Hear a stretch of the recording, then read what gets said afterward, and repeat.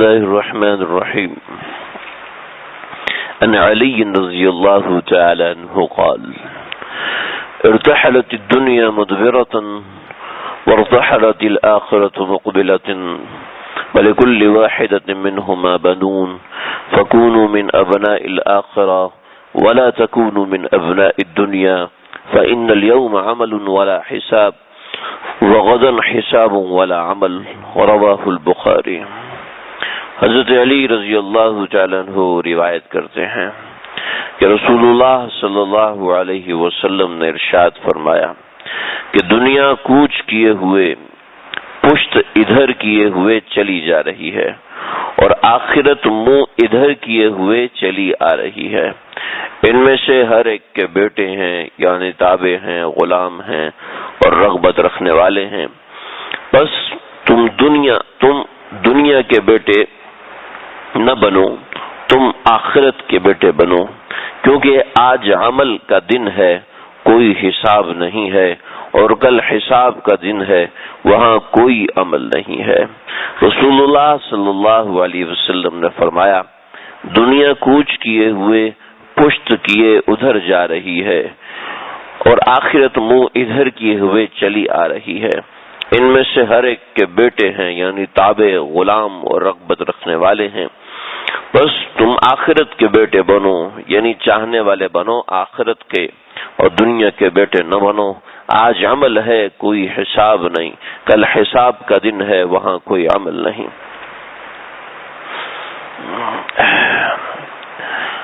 جناب سیدنا علی مرتضی رضی اللہ تعالیٰ عنہ سے جو روایت ہے اس کا نقشہ سمجھ لیں.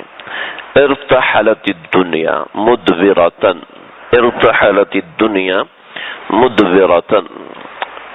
جیسے اسکول میں چھٹی ہوتی ہے، کالج میں چھٹی ہوتی ہے، تو بچے اپنی کتابیں سمیٹتے ہیں، کتابیں سمیٹ کے بستے میں ڈالتے ہیں یا جس چیز میں بھی ڈالتے ہیں، اور پکڑ کے کلاس سے پشت کر کے باہر نکل جاتے ہیں.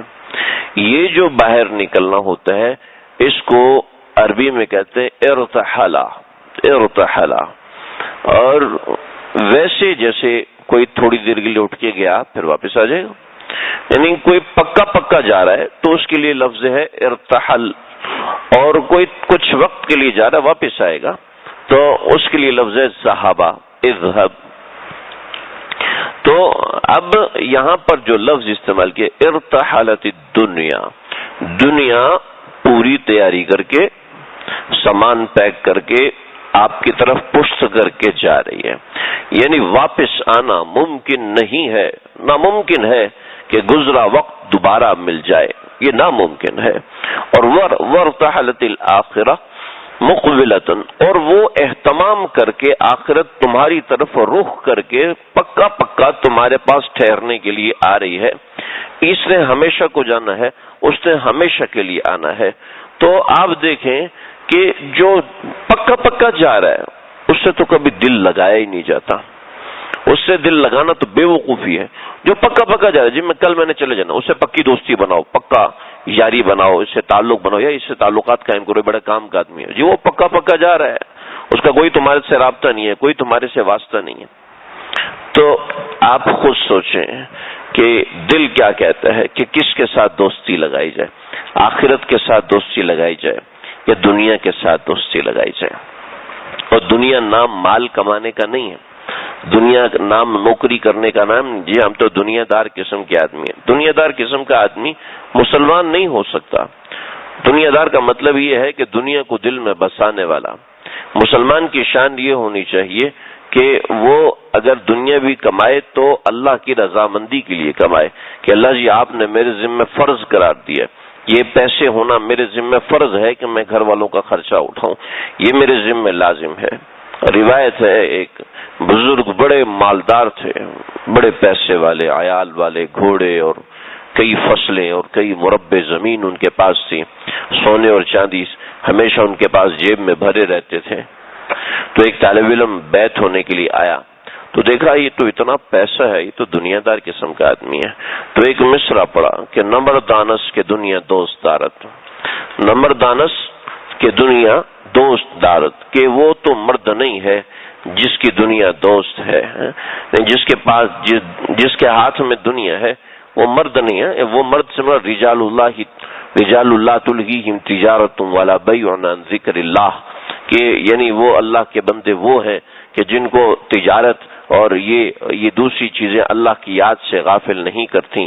تو نمردانس کے دنیا دوستا کہ یہ وہ مرد یعنی اللہ کا بندہ، اللہ کا نیک بندہ نہیں ہے جس کے پاس دولت ہے۔ تو اگلے دن اس نے خواب دیکھا، خواب یہ دیکھا کہ میدان حشر قائم ہے اور لوگ اس طالب علم کو پکڑے ہوئے ہیں اور کہہ رہے ہیں کہ ہمارا قرضہ واپس کرو، اور اللہ فرما رہے کہ قرضہ واپس نہ کیا تو تمہیں جہنم میں ڈالا جائے گا، تمہاری نیکیاں ان کو دے دی جائیں گی، لہٰذا تمہارے پلڑا کم پڑ جائے گا تو تم پھنس جاؤ گے۔ تو اتنی دیر میں وہ بزرگ جن کے پاس یہ بیعت ہونے کے لیے گیا تھا اور واپس آ گیا تھا یہ مصرع بول کے، تو وہ بزرگ آئے گھوڑے پر سوار اور اس کا قرضہ ادا کیا اور کہا کہ درویشوں کو تنگ نہیں کرتے۔ یہ طالب علم بڑے متاثر ہوئے، سمجھ گئے کہ اللہ رب العزت نے غیبی مدد فرمائی ہے اور مجھے اشارہ ہے کہ میں انہی کے پاس جاؤں اور بیعت ہو جاؤں۔ چنانچہ ان کے پاس گئے اور جا کے کہنے لگے کہ حضرت مجھے بیعت فرما لیجئے۔ فرمایا کہ میاں کل تم آئے تھے اور تم نے ایک مصرع پڑھا تھا، وہ مصرع کیا تھا؟ تو ان کو کشف ہو چکا تھا۔ کہا حضرت چھوڑیں اس کو، کہ نہیں مجھے بتاؤ، کہ نہیں اب چھوڑیں، کہا میں تمہیں حکم دیتا ہوں کہ مجھے بتاؤ۔ تو کہا میں نے یہ مصرع پڑھا تھا کہ نمردانس کے دنیا دوست دارت، کہ وہ آدمی تو تقوی والا ہو نہیں سکتا کہ جس کے پاس دنیا کی دولت ہے۔ انہوں نے فوراً دوسرا مصرع پڑھا کہ اگر دارت برائے دوست دارت، اگر دنیا ہے بھی تو اللہ کو خوش کرنے کے لیے ہے، نمردانس کے دنیا دوست دارت، اگر دارت برائے دوست دارت، اگر دنیا میرے پاس ہے تو وہ اپنے دوست یعنی اللہ رب العزت کی خوشنودی کو حاصل کرنے کے لیے ہے، یعنی اس کے ذریعے سے کسی کو کھانا کھلاتا ہوں، اس کے ذریعے سے کسی کی مدد کرتا ہوں، تو محض دنیا کا ہونا یہ نقصان کا باعث نہیں ہے، دنیا کا دل میں ہونا نقصان کا باعث ہے۔